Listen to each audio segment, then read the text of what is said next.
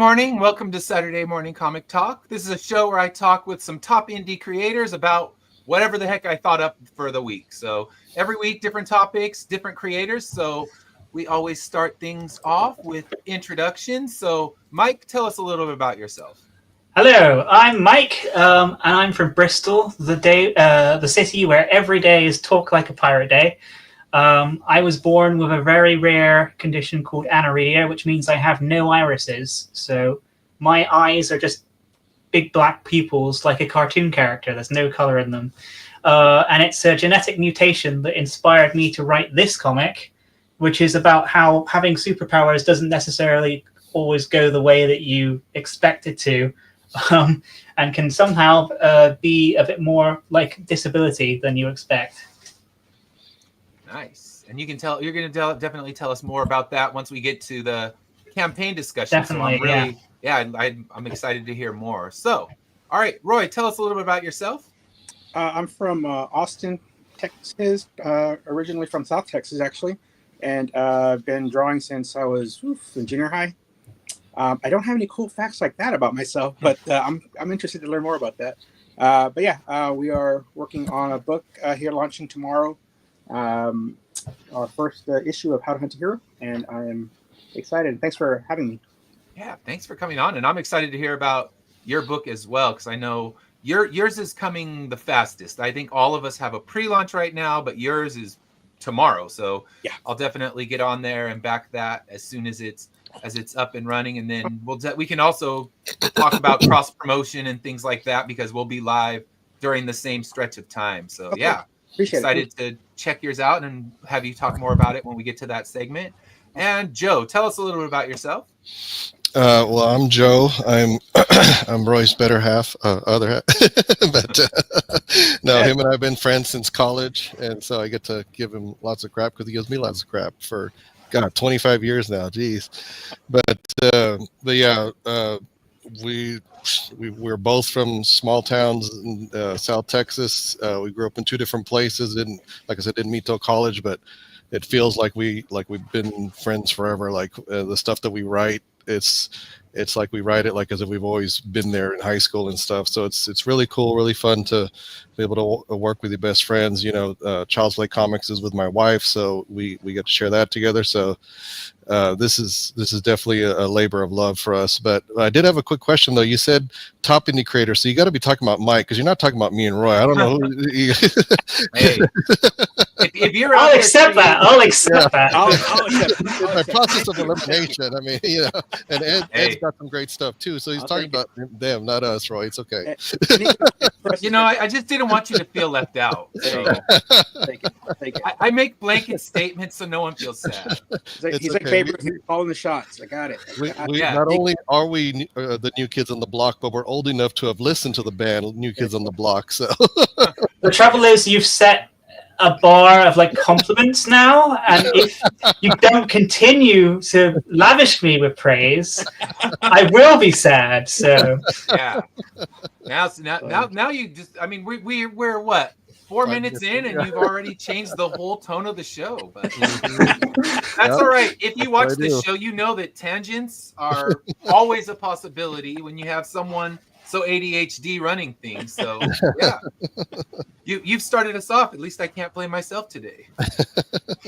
That's pretty good. All right. So we're going to start off with storytelling influences. So when you were younger, what movie, book, television show inspired you to want to become a creator and a storyteller yourself? So Mike, what sparked your creativity when you were younger? Well, when I was from a very young age, my dad worked in animation, so it wasn't actually so much a TV or show or a movie that I watched, but it was actually a TV show or a movie or what have you that I actually got to see the process of being made. When I was about 5 or 6 years old, because my dad was working as a Foley artist on a show by a company called CMBT TB Animation called Bump the Elephant. And my dad got me to do the sound effect for a bird in the Christmas episode. So if anybody, probably someone from the UK would remember this. Someone from the UK who was a child in the early 90s. If anybody remembers the Christmas episode of Bump the Elephant, the bit where the jaybird eats a mince pie and they go, no, that's me as a 6-year-old. So my dad, working in animation, taught me that it was possible to even have a creative career in the first place. And from there, I just spent a lot of time staying up too late and watching like a bunch of like action movies and slasher films on the TV late at night, and just getting really excited by them, basically. That's awesome. All right, so Roy, what were your influences that made you want to become a creator? I'm a bit of a cinephile myself. I like, I've watched so many movies, and I have a massive movie collection. And also in junior high school, I guess technically high school, in the 90s, we got to see the breakaway from the Marvel, House of Ideas, with the those upstarts, Jim Lee and all them, creating Image Comics. And we were just, in that zeitgeist at the time, and we got really excited, and we were like, man, what if we had superpowers? What would we do? We got a lot of bullying because it wasn't like cool at the time to be, a nerd, if you will, to like that kind of stuff. And so we would go home and like take those negative experiences, and we would start just creating stuff. And a lot of it was heavily influenced by Marvel, but mostly by Image, just that new extreme, everything's shiny and polished and new. And if these guys could do it, why can't we? And so that's kind of where it started, just as far as the creative process. And then Joe and I have actually participated. We've helped co-create another book with our other best friend, Jesse, called Teen Strike, that has done pretty well. These last couple of campaigns he's done, I think he's working on issues like 5 and 6 right now. But yeah, it's pretty neat. We're actually comic book characters in those books, and even in these, when we get to it, we put a little bit of ourselves in our book. So yeah, it's movies. I like all genres, and then as far as an animation, love animation, and that's a really cool. I wish I was a voice actor. That was pretty cool. That's so cool. But yeah, that's where it comes from. I guess the source of it, and then Joe was kind of the catalyst. He said, "Let's just do it," and so we did it. Yeah, that's awesome. And it's funny because you talk about that with people at a certain age don't understand that it was not cool to love comic books, not cool to love comic book characters. There was a stretch of time where that shit would get you beat up. Yep. So you walk in with a Batman shirt or something like that, you're going to be stared at. And now, you go to every Target, every Walmart, they have this whole line of comic shirts and everyone's wearing them. But there was that stretch where nobody did, but you had your it was almost like the secret handshake. You look at someone else who's a big comic book nerd. And I remember the excitement of, oh my gosh, Spawn and, and Savage Dragon and all these artists that we loved in Marvel, they're putting this stuff out, and you look at someone and it's one of those if you know moments. And I've talked about it before on the show. The one time where the comic nerd became the king was when the Superman Death issue came out, and then everyone was talking about comic books, and I bought like 20 of them. So I'm like, oh, I can sell you one for $50. Let's go. So it's like, all right, comic nerd cashing in. But yeah, it was a whole different time, and those who didn't live through it, you don't understand. It's like, all right, you're the kid playing D&D who reads comic books. You're the kid who better learn to run fast because they're going to tear your ass up if you get caught.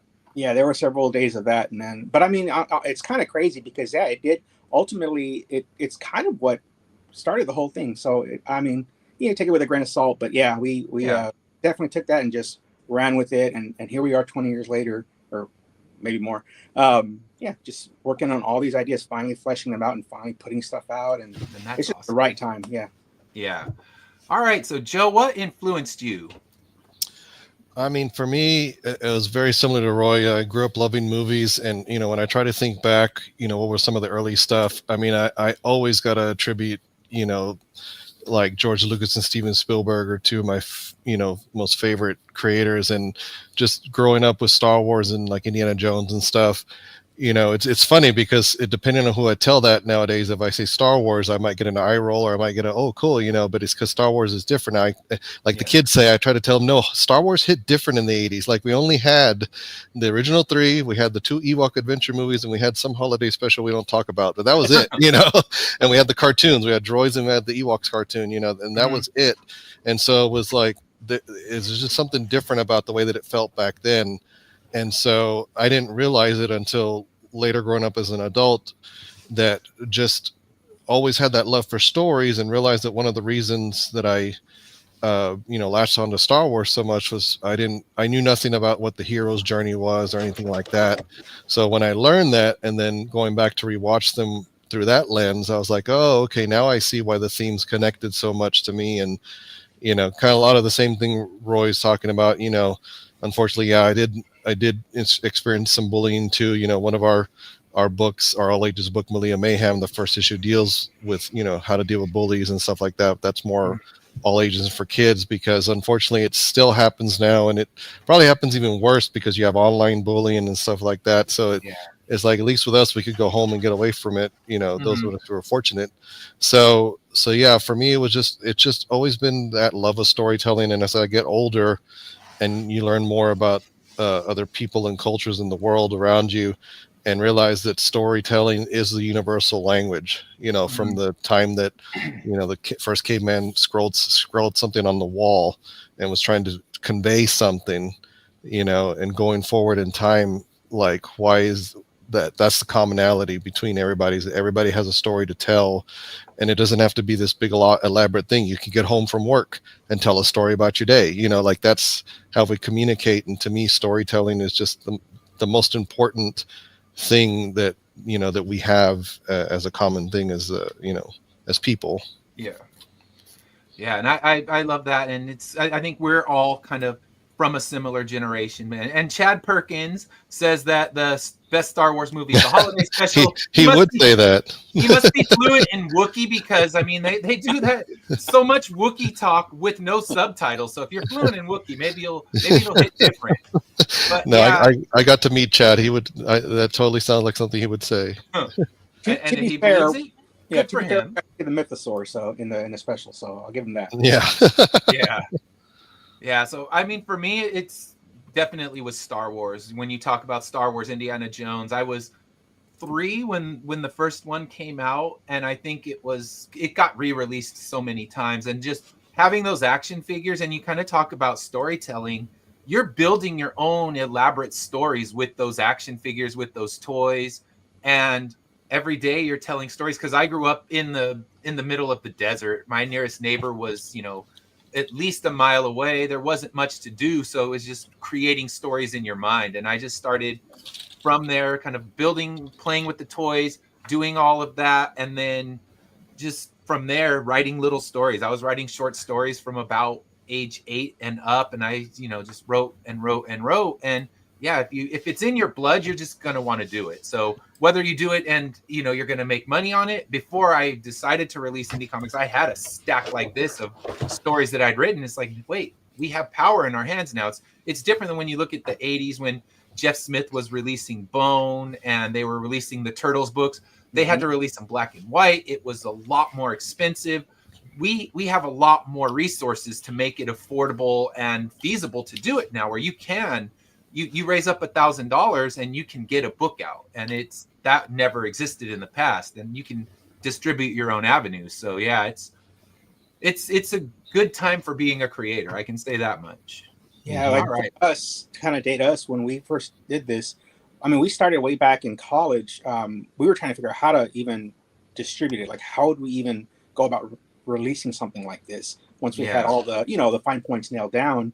And it wasn't till, you know, recently that we're like, man, seeing all these Kickstarters and projects going up, all these independent books, and we're like, man, I mean, it used to be where as an artist, I had to draw on the big, you know, huge pages, ink them, scan them, and it was a crazy process. And I still have the old tech for all that stuff. Yeah. And then, you know, here comes 2020, you know, we shut down. I get an iPad, and, you know, I'm seeing people doing all this stuff on their iPads, and I had to learn. I mean, I just sat there and just kind of adapted it. It's like, it reminds me of like the Disney artists that went from 2D to all the computer, like Pixar and stuff. It was crazy. It was light years for me. Mhm. And yeah, and now everything, I'm just shocked. Like I tell people, when we show them a book that we've worked on, everything that I've done is on this iPad. This is my studio. Yeah. I can carry it with, I literally take it everywhere I go now. It lives Mhm. with me, it sleeps with me. And yeah, it's crazy the evolution that we've had in just a few years with that. So Yeah. the timing is right, and it's all finally clicked. Everything finally clicked. Yeah. Yeah, actually, you set up a perfect segue to what we're going to be talking about next. And that's kind of things have changed. And I think about how kids use comic books now. So, what do you think's going to happen to comic books in the age of AI, TikTok, webtoons? How do you think comics are going to evolve? So we'll go backwards this time. So Joe, what do you think? How are comics going to evolve in a new world of social media and children not going and buying physical books from a comic shop? Well, yeah. I mean, you have to meet them with what they want, and because me and my wife actually used to own a comic and game shop here in our town before the pandemic. Thankfully, we sold it way before all that happened. Mm. But point is, I got to see some of this current generation of like, well, what are their likes and dislikes, and what do they gravitate towards, and you see that a lot of them grew up with a lot of anime, so of course they gravitate more towards manga and anything that kind of resembles that. If it's a comic book, like the way that we do our all our ages title, our artist, she's got a very manga style, and she's from Chile, and she said in Chile that was all that was available to her growing up was manga. So it's like, so now you have an entire generation that's all they had access to, like in her case. And so in order for it to keep going, I mean, it's just like anything else. If you're looking at it as like going to a consumer, you just always have to meet them as what do they want, So all the things that you mentioned, they're already showing that the younger generation is already on TikTok. I see other creators using the TikTok store to sell physical books, and it's funny because I think about that and I'm like, maybe a kid bought that because they found that creator on TikTok, and maybe they wouldn't have ever given a comic a try because of that, So those are the creators that I see them having success because they are meeting that next generation where they are, and yeah, with I've obviously gone to look at webtoons. I kind of understand how it works, and again, it's catering to the current generation that they're on their phones all the time, and so webtoons you scroll down to read, so that was an adaptation too.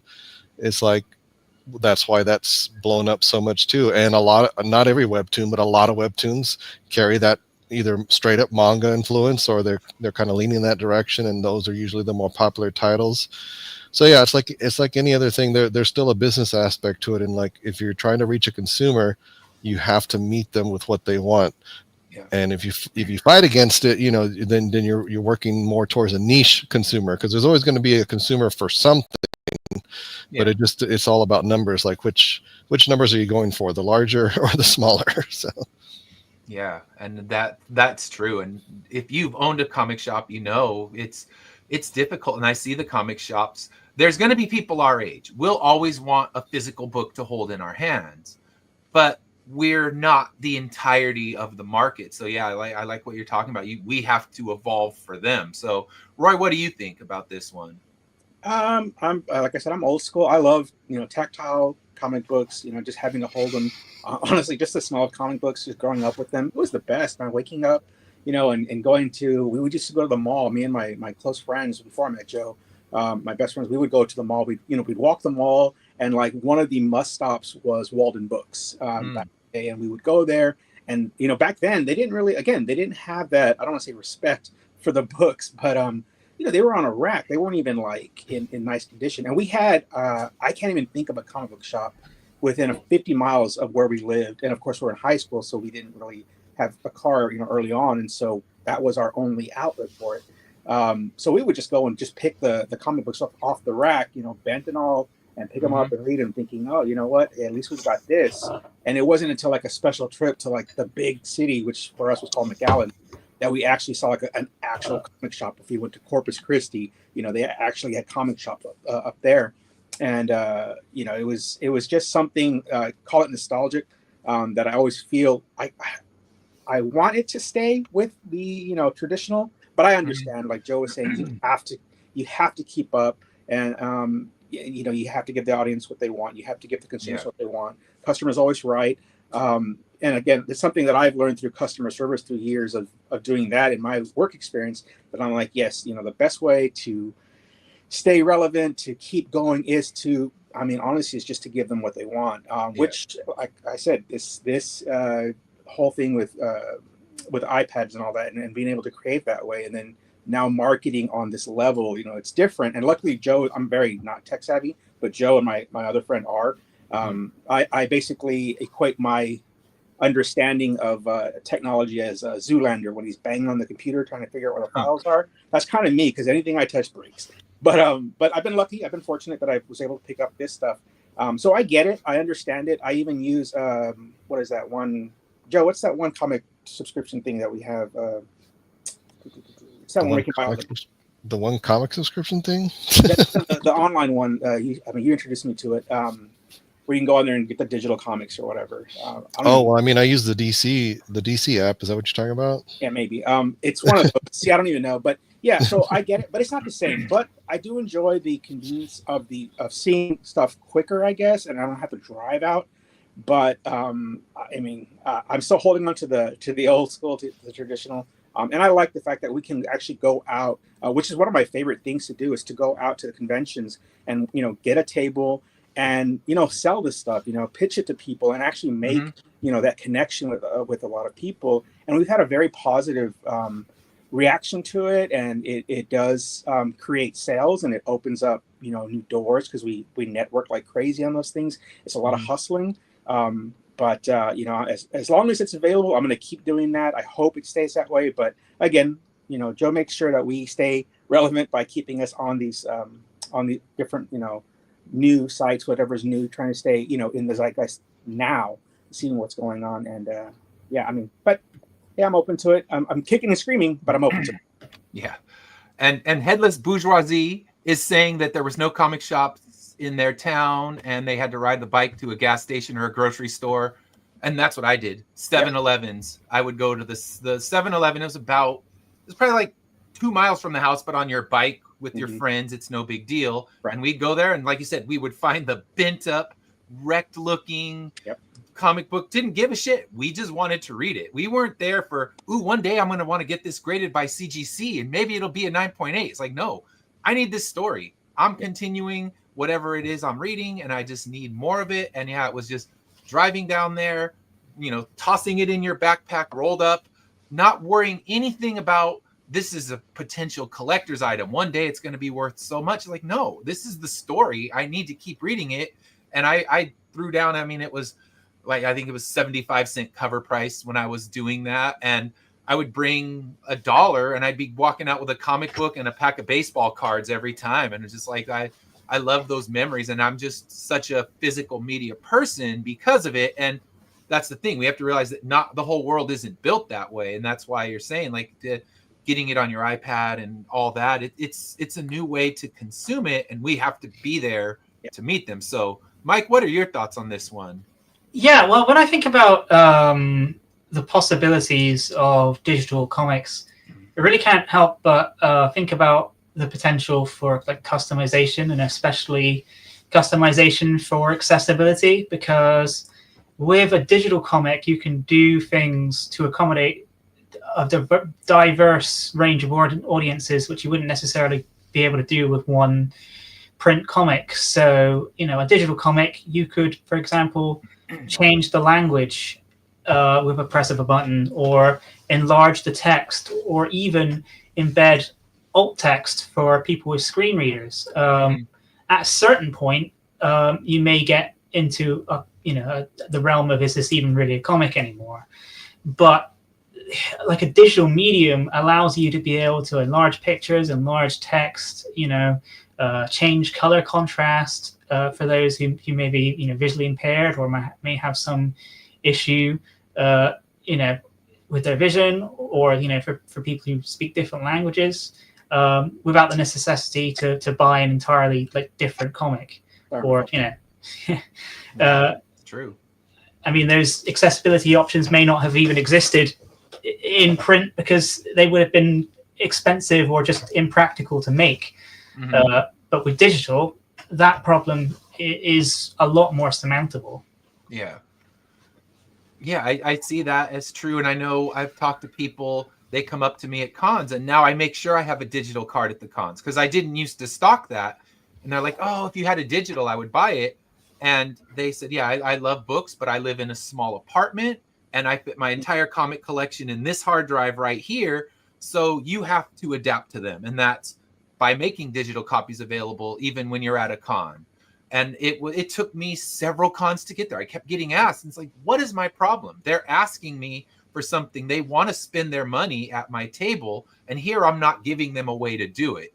So I now have a QR code, just a little card that has the digital copies of everything, just the same as the physical ones. And yeah, you just keep increasing traffic because you have to meet them in the middle. And then I think you walk into any bookstore and you see just racks and racks of trades, and you realize that's how people collect now. They don't collect floppy issues. They will wait for the trade. They don't care if you're indie or not. They'll wait for that trade. And I'm seeing, okay, rush, get moving, make sure you get those trades out. So because I have people that say, I love your book, but I'm not buying your next volume until you put the volume 2 of the trade out. So you have to meet them where they're at, and that's just adapting. Every con you can find out what worked, what didn't, and make those changes. But yeah, I agree with Roy. I love being at cons. I love pitching the story, meeting the people, and then when the people come back, the ones that bought your book previously, and they're talking about this and that, and they're trying to pick your brain, and they're so excited about where it's going. That's the best feeling. I mean, as a storyteller, nothing feels better than someone's just loving your work and wanting to know what's going to happen next. You've created that that world for them, and they're so excited to be in it. So that's the best feeling. Yeah, Joe. Well, Joe had agreed. experience like that with Millie of Mayhem, right, Joe? Didn't one of your like fans come back and like, Oh yeah, it was at that we do one of the events Roy and I did is this one that's a Comic-Con, but it's actually inside a high school, and it's like a legit Comic-Con. Like they really did a good job putting it together. So we did it last year, and then we sold one of our all ages books, and then had the next issue out this year, and I had at least a couple of kids come up. Oh, the next issue of Millie of Mayhem's out. Like, I want to pick it up. And yeah, you're right. That was the best feeling, because especially when it's a kid, because I'm like for our all ages, you're the one we're trying to reach, because like we were talking about earlier, I want you to be able to check this out. And yeah, like you're saying, we do have digital options on our own website, where they can order it, and we email it to them, within 24 hours of purchase. And so, but thankfully these are young kids that we're still looking for. Yeah. And that kids being excited about comics What you want. And I'm also going to do the manga size too, because that's what they look for too. I mean, heck, even DC Comics started releasing some of their popular graphic novels, but in that smaller, essentially manga size. Yeah, and that's it. Whatever gets them there, because that generation, the younger generation, the fact that they're excited about reading anything is like, we have to keep that going, because people can say, and I'm a teacher, so I hear it all the time. Oh, well, this isn't good reading and this isn't good reading. It's like, your kid's not going to go and pick up a Charles Dickens novel. They're going to go and pick up a Captain Underpants novel or a Goosebumps one. And guess what? I was about to mention Goosebumps as an example. Yeah.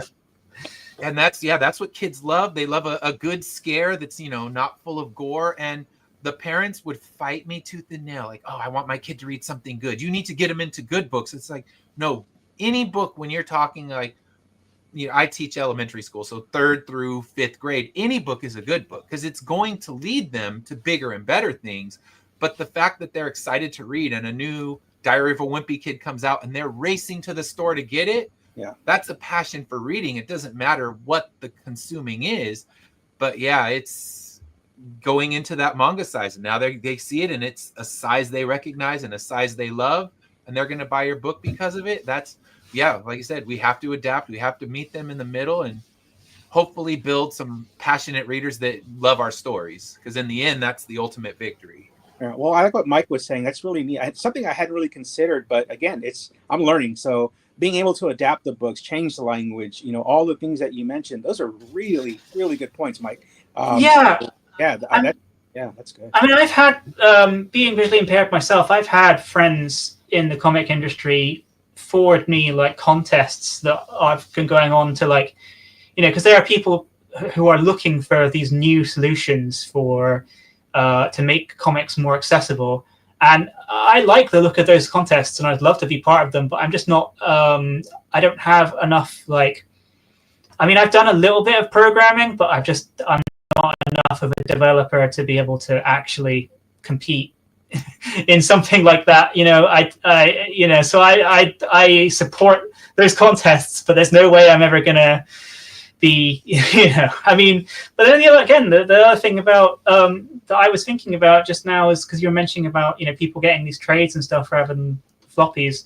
I mean, space is also an issue because we used to have what people describe as like a monoculture, where there were 3 channels to watch and everybody was talking about the same sitcom or whatever. But now we constantly get bombarded with media from all over the place. If all of that media was physical, we'd never have any room to sleep in our houses and things. So, people kind of need digital media now just as a necessity because there's so much competition from every angle. Yeah, definitely. Yeah. As you can see, I'm a toy collector. I've been doing this for 30 years, and I'm basically in what they call space danger. Kind of Oh, yeah. And it's just this stuff just keeps coming out. And honestly, the evolution of even toys is getting better and better. So, I probably have Superman's one of my favorite characters, and I have probably at least 60 different, versions of the figure, but each one holds a special, oh, I really like this one, or, oh, look what they did with this. This one has a cape that can be, molded, and new companies buy licenses, they get to put their spin on it. Or maybe they put out a series based on this particular animated movie, or, the new movie coming up. Superman is a great example right now. I bet you guys would love to make figures of your own characters at one point. Oh yeah, we've actually just got pitched by a guy, just kind of reached out of the blue, which is also again really neat with the whole internet thing. Is that people they do reach out and say, hey, have you considered making a figure of your characters? And I'm like, yeah, for the longest time. We even thought about, I think we even customized. I don't know if you remember HeroClix. It's not that old, I don't think. We used to play HeroClix, and we even customized. I remember painting those little figures as our characters, and for Teen Strike, which is the other book we worked on. And I would love it. I want to be an action figure. I always think about what my accessories would be and stuff like that. But no, definitely I love it. But yeah, space danger is a real thing. Matter of fact, I just spent almost half a day reorganizing my closet, one of my closets that has just boxes and boxes of toys. So it's a passion, but it's also it's a curse. Well, if you need to justify it, they also make good drawing references. So That's true. I have a couple here on my desk right now that I use when I want to create How to Hunt a Hero. I get stuck, and I'm like, man, how do I go about doing this? And now it's neat because I can just take my camera and pose the character and angle it and stuff, and get those extreme angles that make it more dynamic and stuff. Yeah, definitely. Yeah, it's a tax write-off, whatever you want to call it. Yeah, there you go. Yeah, and I know that. I have a garage full of, because being a physical comic creator, long boxes and action figures, because mine are a little farther off, but I have all G1 Transformers above me, and I've been hunting down all the ones I had as a kid, and then I have a bookshelf that has no more space for books, and it's kind of an office that has no more space to put a new bookshelf in. So yeah, space danger. It's a real thing, and I don't know the solution for it besides selling them off. But it's no, you can't sell that one off. I don't care about. I just knowing that it's in the garage and I still own it makes me happy inside. Yeah. So, and again, it's that tactile feeling, because I know there's some, and not to get off on a tangent, but I know they're McFarlane. What they're doing is they started doing this thing where you could I don't know, it's weird. It's you scan a QR code and you have the digital version in your museum, I guess, if you will, in your toy room. And it's not the same. It's not the same as actually holding the figure and being, able to mess with it. I take toy photography. I do toy photography as well. And so I like that. It's basically the adult version of playing with your toys. You get to light them and do all these things with them. And you can't do that with. I mean, I guess you could if you understood like 3D modeling and how to do all that stuff. I don't. My friend gets. But speaking of like the G1 stuff, now I wasn't into Transformers, but I was definitely into GI Joe. So I've got, like, you can see the crawler behind me. I've got that and a bunch of old school stuff. And just recently, this past weekend, I went to a retro convention and I picked up G1, if you want to consider that, Ghostbusters. Like, I love Ghostbusters, so I was picking up, all the original line. And I was just like, and it's expensive, but I prefer it. I like it, and yeah. Yep, I feel you on that. So, all right, let's hit our last topic. Completely switching things up. We're talking about music now. I always throw a music question in here. That's one of my huge passions. So, what music do you use when you're creating? And what are the musics that inspire your creation? So we'll start with Roy. Go ahead and tell us what music inspires your creation. What do you use when you create? Okay, so I have horrible taste in music personally. I know when I play stuff, if I find something new, people are like, "Oh my God, what is this?" But I enjoy it. But kind of going back to high school again, what we used to do is we'd take those negative experiences, we'd go home to my friend Jesse's house because he kind of lived in the central area of all my like close friends, and we would go to his room and we would put on the soundtrack for like Batman Forever. I can't tell you how many times I've listened to Kiss from a Rose. And just that whole soundtrack was like our I don't know, it was just that thing. It was a thing that just got us going. And I don't know why that one. I guess at the time the movie had just come out, so we just did it. But I'm also just an 80s fan. I love other stuff like Daft Punk. Really, like just something that you can put on in the background that just is playing. It's not distracting. And then again, depending on what it is that I'm working on, I may change it to kind of match that. Sometimes it does get me, in that right mindset, kind of like, doing a sketch before you actually start drawing, just getting that right vibe with the music. And I have a huge library of that as well, CDs, up the wazoo, that I listen to. But, just whatever really tickles my fancy at the time of creating. But I do harken music back to it is a huge influence on what we originally did. We would have like Madonna, the Immaculate Collection playing while we're, working on this. We had, like I said, we had the Batman soundtrack, and a lot of it is soundtracks. I would say, if anything, I prefer soundtracks, or even scores is really good. I love like Bill Conti, or even like John Williams. Just having those epic things going on in the background really does kind of just get the creative juices flowing, and just kind of like it just flows, just like the music. So a little bit of everything, but scores. All right. Yeah, that's great. And I love soundtracks too. I know you have the either orchestral ones or those kind of mixtape ones where it's a little bit of different bands, and they both work in so many different ways. I think of the Crow soundtrack is still one of my favorite things to drop on. I mean, I can grab that out of my record collection and play it anytime, and it just builds the mood. And it's such a good one. And then I think my favorite orchestral one is kind of a lesser known one, but The Fountain has such an amazing soundtrack, and I'll play that one a lot when I'm writing because there's no lyrics or anything, but it's just this kind of post-apocalyptic doom sounding soundtrack that works when I'm trying to write about a crumbling world. So I love that. Soundtracks are a great one to use. So what do you do, Mike, when you're listening for music? Well, I mean, it really varies pretty highly because I generally listen to the music that fits with the mood of whatever I'm writing. I generally like to think that I'm listening to the soundtrack that I imagine would go with whatever I'm writing if it were like a movie or something. I mean, I don't necessarily always write movies. Obviously, we're talking about writing comics today, but if it were. So it varies a lot, but for my comic zip, I mean, I tend to think of, because the main character is a speedster, I listen to a lot of up-tempo stuff because it's set in my home city of Bristol, which is a very industrial place. I like to listen to like a lot of industrial type music, and it's sci-fi as well, so I'll listen to a lot of like electronic music to go with that. But sometimes, a lot of the time, I'll be writing for longer than whatever playlist I happen to have on even lasts. So sometimes I'll just put on something like just a you know, just a mix that lasts for like, you know, hours and hours, or just some ambience thing that on YouTube that lasts for 10 hours, because it's like I'm going to be writing for longer than this lasts anyway, so I don't want to have to stop and think, oh, what do I want to play next. I just, you know, want to just continue working. Yeah, I actually did commission a original score for our comic, though, for our first campaign. So sometimes I just think about that. That's cool. that's cool. Yeah, and how long was the score that you commissioned? It would have been probably around 2-ish minutes. It was basically to go over the video itself. So Yeah. it would have been around about the length of our video, which is maybe 2.5 minutes, if I remember correctly.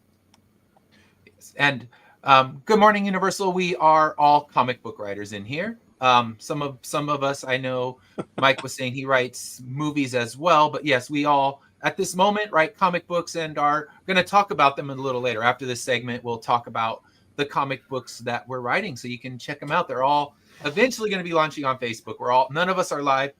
Joe and Roy will be live tomorrow, but yeah, we are comic book writers, and thanks for watching.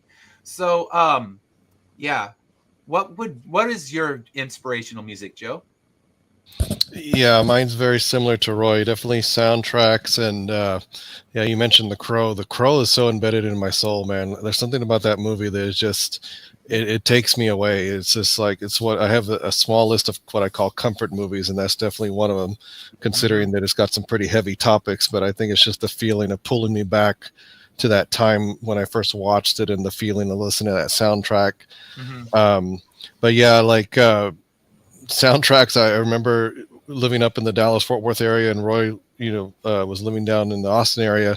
That used to be a good 3-hour drive, so I would just pop in, all kinds of soundtracks at the time. This is, again, dating technology. This is when I had the CDs of everything. I had the Lord of the Rings soundtrack with me. I had the Matrix soundtrack, and just listen to that. And, it's just funny. Sometimes it might inspire like something directly toward the comic, or sometimes it might just get you in the mood to think about something for the comic, because sometimes it's just hard to be like, well, I don't want to spend all this time trying to match the music with this scene or whatever I'm trying to. So sometimes it's just a matter of like, I'll just have just something in the background.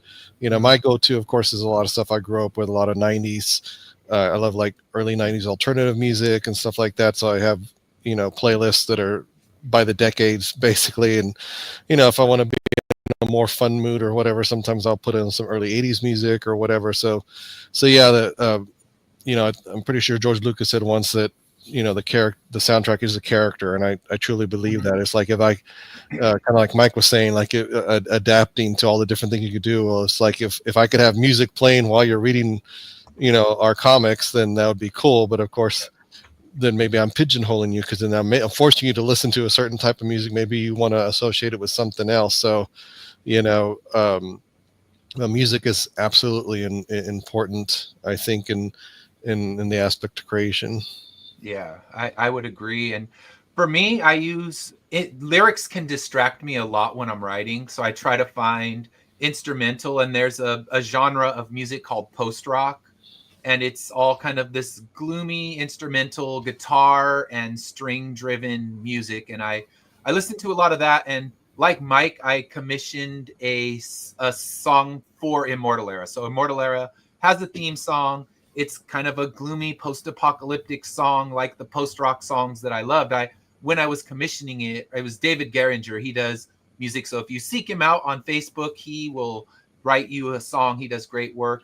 And I sent him different songs that were kind of influencing me, and he created something really good. So that's something. So that would make soundtracks a really good one. But then there's certain lyric that'll pop in your head, and you're like, wait, that lyric's inspiring a whole scene in my book. So I won't necessarily listen to it when I'm writing, but that lyric has kind of shaped a whole scene when you're doing your writing. So well, I was going to say, our friend Jesse, the one that we worked with, our best friend, he actually did, he's working on currently, I think even still, music for not only the book itself, like he has themes for each one. He sends them to us. He's, he's a creator, and he's putting stuff together. but not only for the campaign pitch, but also for the convention. So, he's got this big screen, TV that he bought with the, rig and everything, but it has music playing while the basically the comic book is running in the background, just quick images, which I think is really smart, because we only have so many, literally seconds sometimes to pitch the idea. But if you have something going, that's just flashy and just kind of gives you a real quick idea of what this book is, and hey, would I be interested in this? I think it's really smart. And again, it is adapting. It's a little bit of using AI, I guess, because I think he does use some form of that to create it. But yeah, and just finding that right tone for the book, is really neat. So as he's sending them to us, we're like, oh, what about, let's change this lyric, let's change that. But like, he asked us, what do you want for this book? Like, what is your, like, kind of what you're asking, what do you want for this? And so, Joe and I had similar answers, but, he found something that worked, that was kind of in between and a little bit him, based on his experience. He's really good at marketing stuff. Like, he understands it. He's been in the game industry for like 30 years or something like that. He's worked on like everything, Ghostbusters, Metal Gear Solid, all kinds of games. So he has a really brilliant understanding of how to market something, how to market a product. And so we are very, very grateful for that. It's just nice to have that in your corner. But yeah, he's kind of that, along with Joe, is kind of that adaptability, making something more now, Yeah. So, yeah. Yeah. That kind of connects with the question we had from Nani, I believe. I have bad eyesight, so from Nani, and asking, do video games influence your work? But you have someone who works with video games, and for me, I don't know if video games necessarily influence it, but I think everything influences your work when it comes down to it. If you play a game and something resonates, something either atmospheric or plot-wise, little things will always seep in, and you'll realize, okay, everything becomes kind of part of your work because it's all part of you. And what your influences all around you kind of build what you create. So I don't know. Are any of you influenced by video games at all? Yes, I think that for me, video games. One of the unique things about video games that is really great is I tend to really try and focus on making sure that my scripts have interesting locations and just interesting things, like objects in the world or props or what have you, or just interesting stuff to look at, but especially the settings. And the great thing about a video game is that, unlike another medium, you can kind of freeform go and explore the location yourself. And so if you're going to try and get inspiration about a location, you can go and travel around the world and just look at things from like any art angle you want, and get inspired about what kind of cool like settings and cool details about a setting that you can find. And just like, I've got a whole big list of just things that wouldn't really make sense to anyone who read it. It only really makes sense to me, but it's just a long list of like words and things that it's like, I'll put this in a scene or set a scene here or something, Yeah, that's great. So anybody else influenced by video games at all? I wouldn't say I was influenced by any specific ones, but I would say, kind of going back to the technology thing, I like the idea, and this is, again, I'll rely on Jesse's experience. He's a 3D modeler, and so he builds the characters and stuff, but he also does some of the sets. And one of the things I think that's really neat that can be very useful as far as video games is having an environment, a 3D environment, and it's a useful tool as an artist for me to take that environment and be able to just turn it, spin it, get those angles that I need without having to like, oh man, because seeing, like, as an artist, seeing the amount of detail that some of my, like my heroes, basically, if you want to call them that, do with their city work or their town work or whatever. I'm just like, that's the hardest thing for me is background art, is just getting those buildings the right perspective for the shot, because it's everything. The backgrounds are as much as the character of the book as sometimes the character or the score can be for a movie. So it's just setting that. I mean, you think about The Crow. Look at The Crow, the way they shot it. It just evokes that gothic, like, it was a character in itself. And so it's the same thing with this. So seeing like being able to take a rendered, even if it's just blocks, just crude blocks, taking it and just turning it and being like, okay, just like I do with my toys, with my that tactile thing, that is a huge benefit. And I can see how my work improves or suffers when I do or don't use it. And I'm just like, okay, this is so much easier because I can fill in the details. I got that. I have the eye for that. It's just getting that right shot and making it work with the story. So that's where I see the influence from games. Yeah. All right. Well, thank you for the question. I appreciate you putting that in the chat. And yeah, if you're wondering anything, always feel free to drop it in the chat. We're happy to answer your questions. Although we do run out of time. We had a couple weeks ago, someone was asking a lot of questions, but the time had run out. So if I'll be back next week. Feel free to come back and ask the questions. And for those of you, for everyone who's on the show today, just so you know, if you want to come back when your campaign is live, every week is different questions. So you don't have to worry about, okay, I'm going to come back and they're going to have to hear me say the same exact thing. I write new questions for each week. The only thing that stays the same every week is introducing and, of course, now what we're going to talk about, and that is our campaigns. No one's live, but 2 of you are going live tomorrow. So I'm going to let you talk about yours first. So just give me a moment. And if you've watched the show,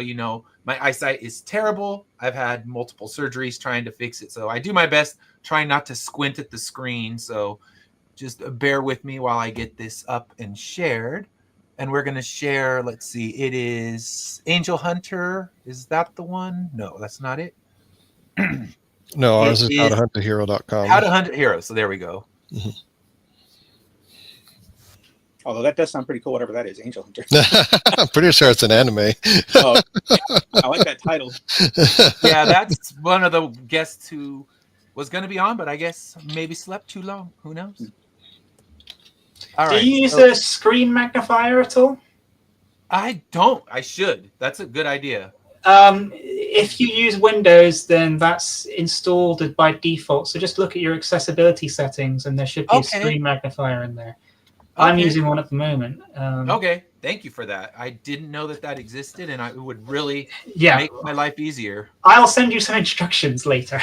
Please do, because it's something I'm able to see okay, but like reading small is nearly impossible for me. And of course, some of the little things are small, so difficult. Yeah. All right, so here we go. Let me get rid of my thing in the corner so we're not blocking yours. So just a second.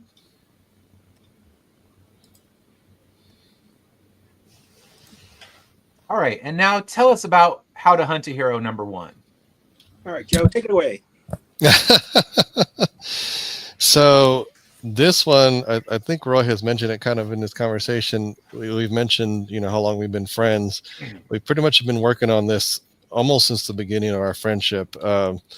The story that's kind of bittersweet that we talk about over the creation of this is we were actually up the night before September 11th coming up with this idea.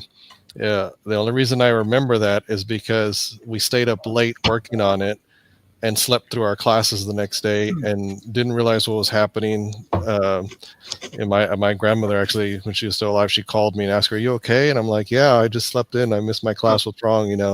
And she filled us in, so that was kind of like the bittersweet beginning to this story for us, because like I said, we spent all night talking about this story. It was, at the time, it was called Average Joe, a Casual Hero, because the focus was on the main character, Joe, who's kind of an amalgamation of me and Roy, as this nerdy guy in college, that it was like, what would happen if we really did get superpowers? Like, what will we do with it? And we realized that, nowadays that's probably, that's been done a lot, but at the time it felt a little bit more fresh for us. And, we kind of have always incorporated our friends into our stories and stuff. So, 2 of our real life friends, Pete and Jerry, they grew up with Roy, and I got to meet them in college too.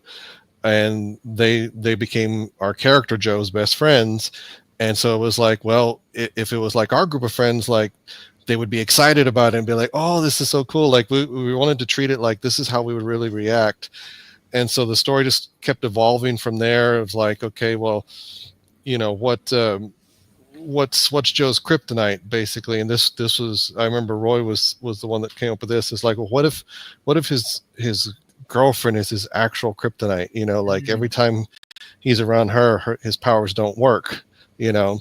And so that kind of added an interesting twist to it. But the funny thing about that twist is, for years we never had an explanation as to why, you know. And it was one of those where we're like, well, we're just going to keep working on it and keep, like, you know, putting it out. And sometimes that's what you have to do. You just have to start. You just have to start the story, and it's not just all going to be, you know, put together. I see a lot of people try to come up with this huge lore. They want this whole lore Bible ready before I get the first issue or whatever of my comic out. And like, I try to tell them, I'm sorry, sometimes it's not going to be all there. You're going to have to come up with it as you go. And, you know, people don't realize how many of their favorite things are like that, you know, that the creator had to do it that way, you know. And you just have to be careful and be mindful and make sure everything still makes sense, you know. And that's just the way creation is sometimes. And so we, you know, when we put this idea together, that was pretty much the basis of the idea. And at the time, you know, this is early 2000s. So web comics were just in their infancy and starting to come up. And, you know, we were following some like Penny Arcade and some of these others. And we're like, okay, that's cool. I think even DC Comics, like they had tried to kind of get into that, because they came up with their platform was called Zuda Comics. And so you would submit your comic project sideways, like almost like the traditional Sunday paper morning funnies, you know, and you would submit it in that format, and then they would put it up. Of course, back then, you know, cell phones weren't the way they are now, so that's why their mind was, oh, people are going to looking at a horizontal screen, not a vertical phone. You know, so that's why they would ask people to do it in that format. So we did come up with a lot of we were doing it kind of in that style, like the Sunday morning funny style at first. You know, it's like, you know, the joke starts, it gets down to the last panel, and joke's over, you know. And it's just like, and then the next one, and it's just episodic, and there's a little bit of that running narrative, but in that format it was more like I said, traditional funnies. And then it wasn't until later, as we print with Kablam Printing now, but we actually discovered them probably a good 15 years ago. But when, I don't know how old that company is, but they seem like they were still pretty early on in their in their company. And so that's when we first were like, oh, like, here's a company that will actually let you print a comic. And then it was like, well, how much is that? And trying to figure that out, and, you know, how we're going to, you know, just how we're going to have the money to do this, period, not even thinking about how we're going to get it out into other people's hands, you know. So yeah, that was just kind of like, you know, it's funny because I do have a Substack that's going to come out during the campaign that's going to kind of go over the whole story. And I literally labeled it 20 years to make one comic book, and in parentheses, no, really, you know, like it really did, you know, because if you fast forward to 2021, you know, in the middle of the pandemic, like Roy was mentioning earlier, that's when him and I talked, and we were like, okay, are we finally going to like try this, you know? And thankfully by that point I had met, I don't know if you know Chuck Pino. He's a pretty well-known editor in indie comics. He's the editor of Immortal Era, so yes. Oh, well, there you go. Well. Yeah. I met him in 2019 at a local con, and he used to live 20 minutes from me, but then he had to go up and move to Canada.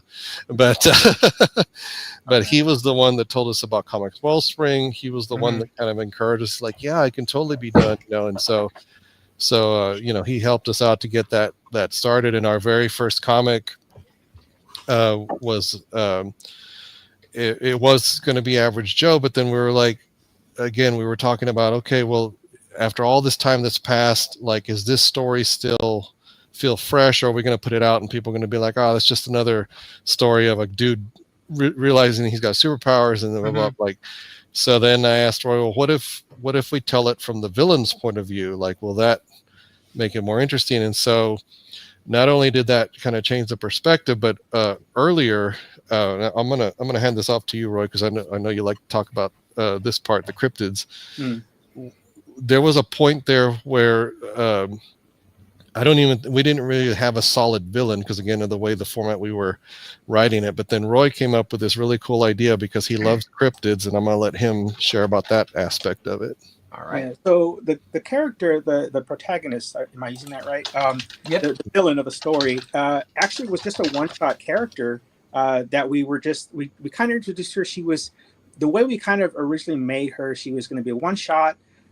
Kind of even her costume was very like heavily inspired by pop culture. So when I first designed her, she had things on her, everything from her hairstyle to what she wore.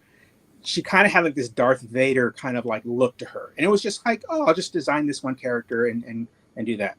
Well, then, years later, as we start to, ask that question, is this story so relevant? Is this something that people are going to find interesting still because it's been done to death? What can we do? How can we make this different? And Joe was like, yeah, why don't we make the villain the center point of the story, and we can use Joe and his group of Decepticons as like the supporting cast. And it just worked because we already had fleshed out Joe and the best friends basically. We knew what we wanted to do with them. We have like it's kind of neat because we have like this love for them that they are based on our friends, and we understand the characters so well that no matter what scenario we put them in, it just feels very natural. It feels like it's not really written. It's just it is. It is. But with her, we were like, well, what would make an interesting villain? And I have a lot of influences. So for like the characters of Joe and Pete and Joe, it's actually, believe it or not, inspired heavily by a Goofy movie. I love that movie. I love the dynamic of their friendship. And it just felt like something that I recognized in my friends and what I wanted to kind of do for these characters. So that's what you'll see a lot of that in there, because one of them is really like crazy and they're like, let's do it. The other guy's like, whoa, slow down. And Joe's kind of thrown in the middle, and I face that myself with my friends sometimes. If you have your close circle of friends, you got one that wants to do this, one that wants to do that, and you're trying to appease, if you're the main character of your story, you're trying to appease both sides, and you're like, okay, what we're going to do I'm going to take the best of both of these, and this is what we're going to do. So that was Joe, Carrie, and Pete. But now you have the character of Ava. She's the villain of our story, and now our center point, our focus. She actually was based a little bit on a couple different things.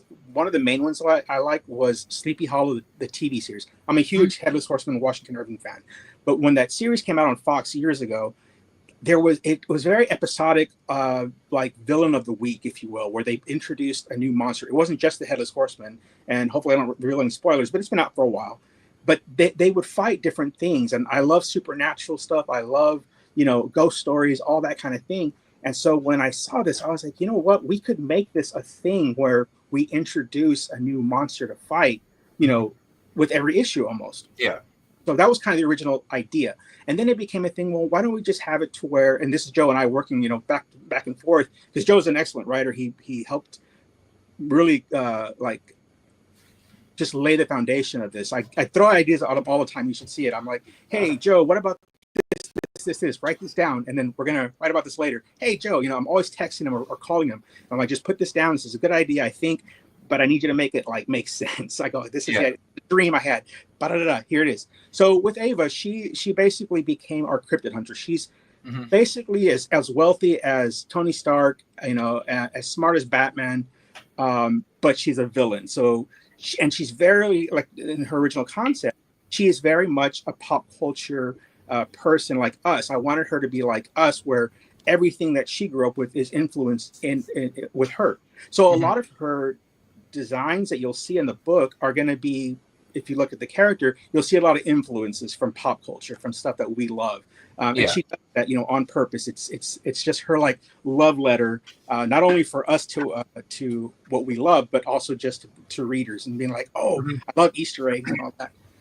So that you'll see a lot of that in there. But so the cryptid thing came in. So I was like, well, maybe instead of the villain of the week, we're like, what if she just has already captured all these different monsters of lore? Because in this universe, there are no superheroes. That's the whole thing. That's why it's called How to Hunt a Hero. There are no superheroes in this world.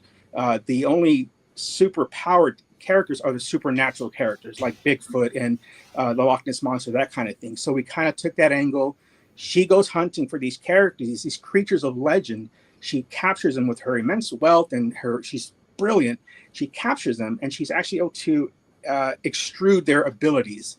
And she takes them and she gives them to our character Joe, and he essentially becomes the world's first superhero, the universe's first superhero. And then she basically begins to hunt him as the next challenge. You know, it's sick. You always hear about the rich people hunting, like, you know, the people like in movies and stuff. It's kind of that idea, but we wanted it to be fun as well as kind of as an adventure, kind of a rom-com action. So you get to see her fight each character, like each of the cryptids as we go on. But in this first issue, we kind of want to just give you like a crash course in who this character is, what she's about. So you already get to see her with all the monsters captured. And we did do a preview book where we showed her hunting a couple of them.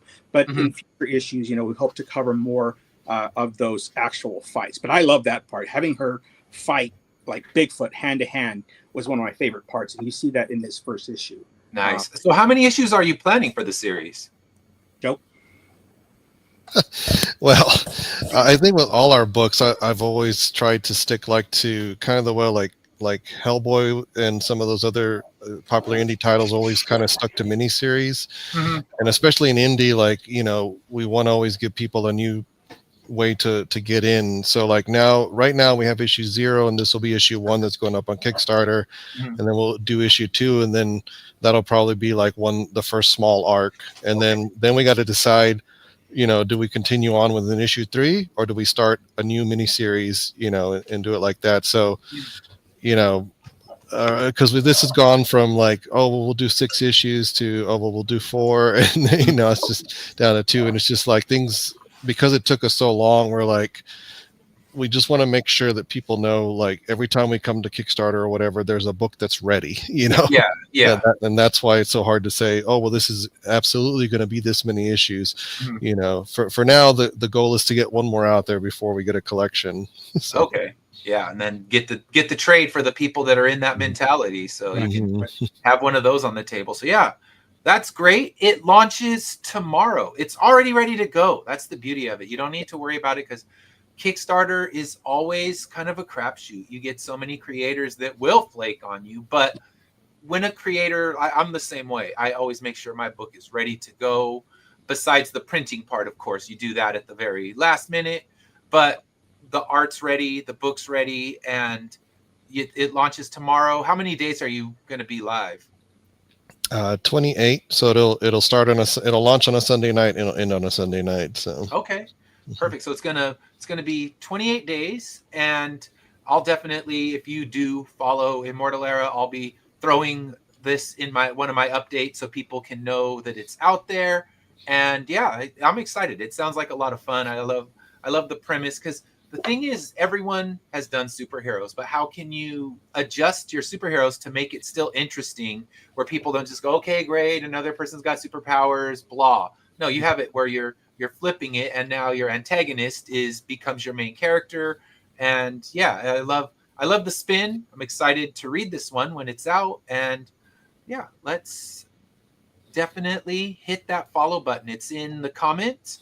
And go on there, follow it. They launch tomorrow, but more followers are always welcome. It helps boost that algorithm. So get on there, follow it. Following costs you nothing. One click and you've helped them out. And even when the campaign is live, I tell people, if you can't buy a physical book or a digital book, throw $1 at a campaign. The creators appreciate it so much, and, you know, help them get this vision that's been with them since college, help them get this thing out in the world. And to kind of follow up or piggyback on Joe's thing about how many issues. So for this book, we decided, you know, you can outsource, obviously, nothing wrong with that. You can outsource the tasks for the books. You know, I have friends that, you know, hire artists, and Joe has hired one for Malia Mayhem. For this book, we decided, and it was something I had to really think about. We decided that I was going to go ahead and do the whole thing. So I do this from concept to finished product. We did hire a colorist in the end who did a fantastic job, just because coloring is not my strong point. And I really wanted this book to be, that's the thing about it. I did want quality in this book. So I put everything. I mean, we have literally put blood, sweat, and tears into this book throughout the years. And to see it kind of, you know, go from the, like we said, the comic strips, like Calvin and Hobbes was a huge influence for both of us. And so that comic strip at the time was perfect, the perfect format. with like Zudu and the other online formats. We even considered animation for a while there. There is a company out here called Powerhouse Animation that did like the Master of the Universe series on Netflix. They're based here. And so we even, I think Joe even approached them and asked, hey, how much would it cost to put something like that together for this? Because we could even see this as a cartoon. We grew up with, the best cartoons, G.I. Joe. So seeing something like that in animation format for this book, for me, would ultimately be a goal. Not only action figures, but a actual series or even just a one-shot, animated movie would be the best. So when I win the lottery, that. Just seeing it kind of go to this, like from point A to point Z at this point now is pretty neat. Like it is it may not seem like it because you see so many projects on Kickstarter, right? And you're just like, oh, it's another project.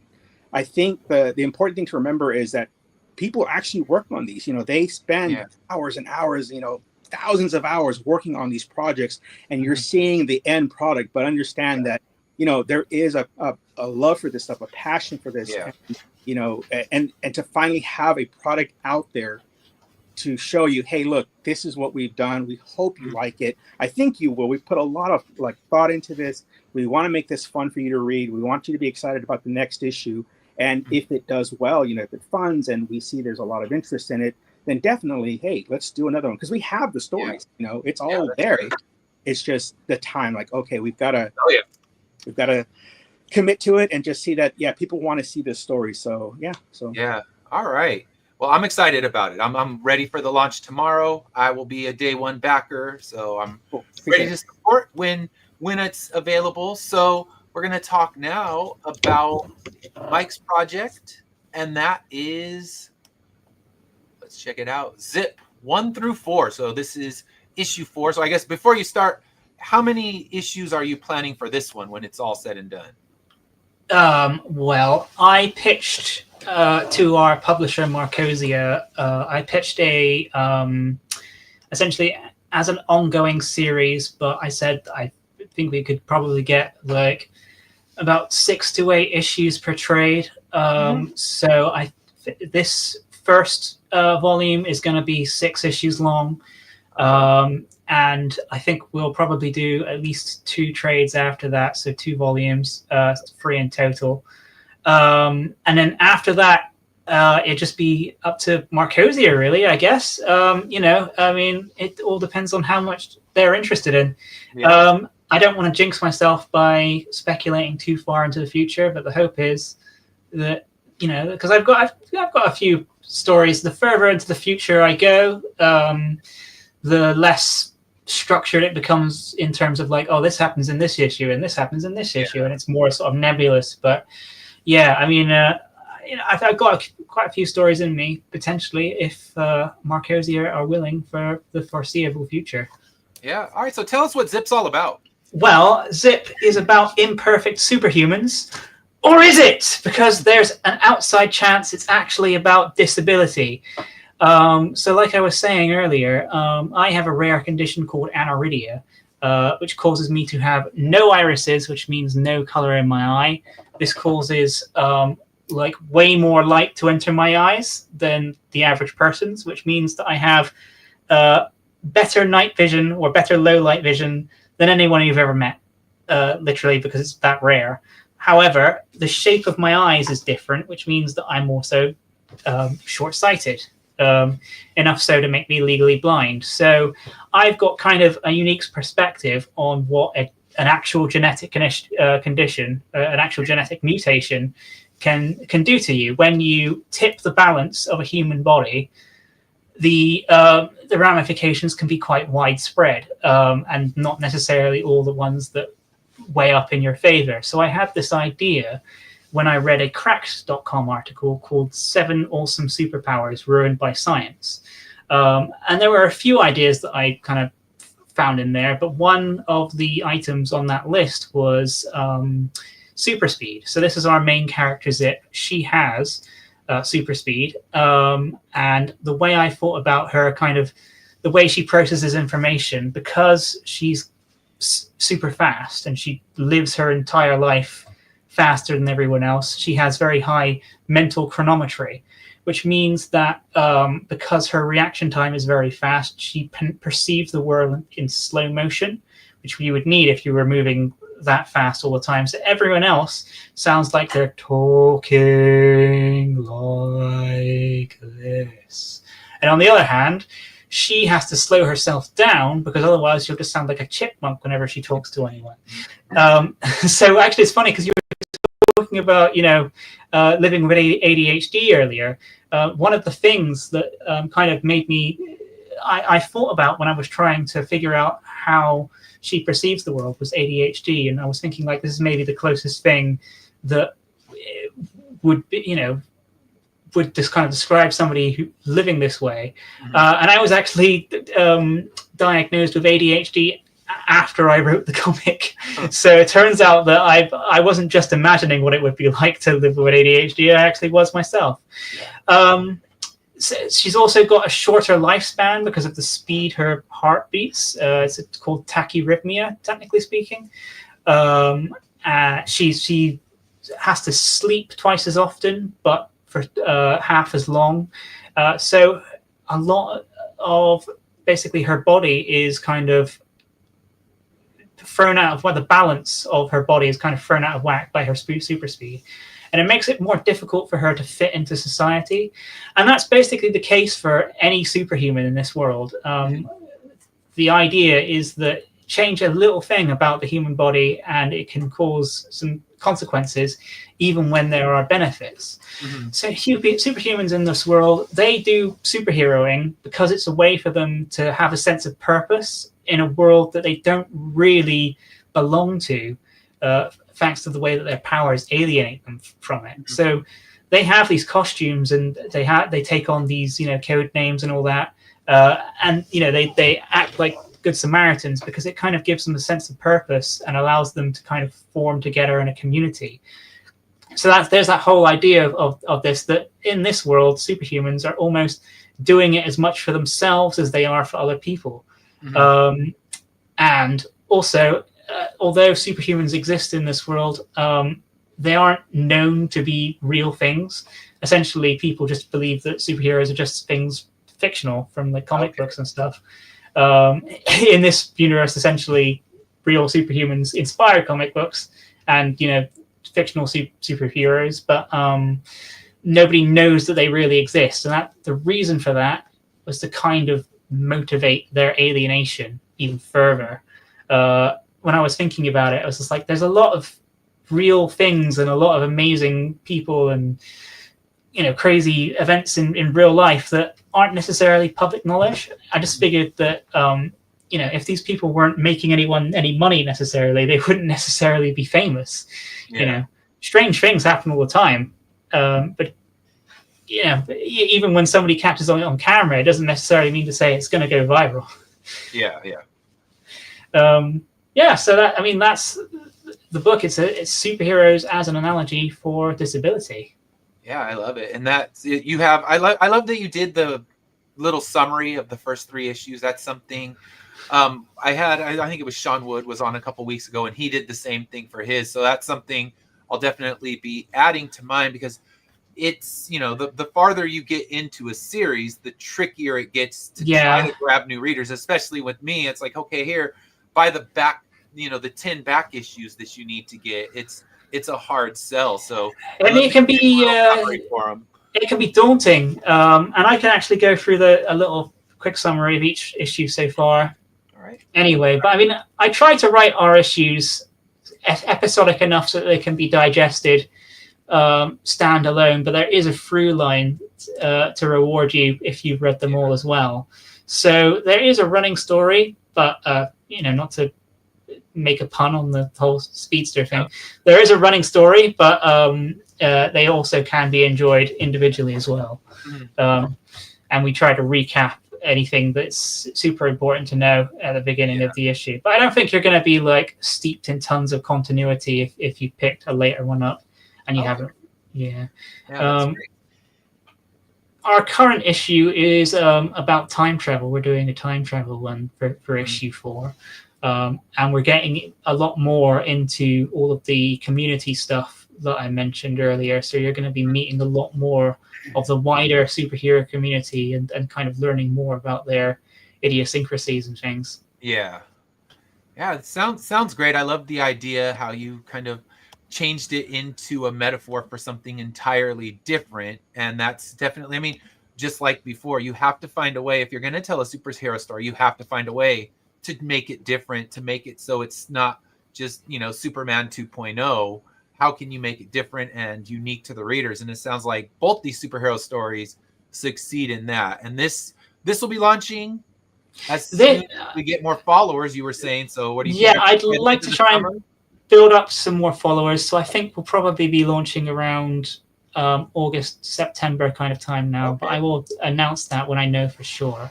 Yeah, definitely announce that. Come back on the show when it's live and we can promote it that way as well. Okay. Like I said, anyone, you're always welcome to come back on because every week, different topics. So you're not just going to be talking about the same thing until it's time to talk about your book. And that's just, let's get these out there. These sound like some great indie projects, and one will be available tomorrow. The other one, just keep your eyes out. To get it out faster, start following it. Get it. Yeah, I would help them get up to that magic 100 followers, which used to be a lot easier. I tell you, Yeah. I haven't hit that magic number for a while now, so I'm hoping. I'm launching. I have a set date, but I'll talk about mine briefly because anyone who watches the show has probably already heard about it, but we are launching on July 18th. We're launching alongside Lori Calcaterra, who has shows on this network as well, and she's doing Path of the Pale Rider. So I'll be launching Immortal Era issues 1 through 11, and we'll have a shared reward. If you buy her book and my book in physical copies, you'll get a really cool double-sided metal card with the cover you see right there. That's going to be our foil cover. So you'll see that, and you'll have her cover. And I don't know which one of hers. As soon as I know, I'll put it into that. But for those who don't know, Immortal Era is the story of a post-apocalyptic world set 200 years in the future where everyone has mysteriously gained immortality. But with their immortality, they didn't get any powers or abilities, so they still age, still get sick. One of our main characters in the story is just a decapitated head. He keeps living on. So it centers on a group of heroes who are out seeking relics that would explain why people became immortal, because their goal is to restore the natural life cycle and to save humanity by killing them.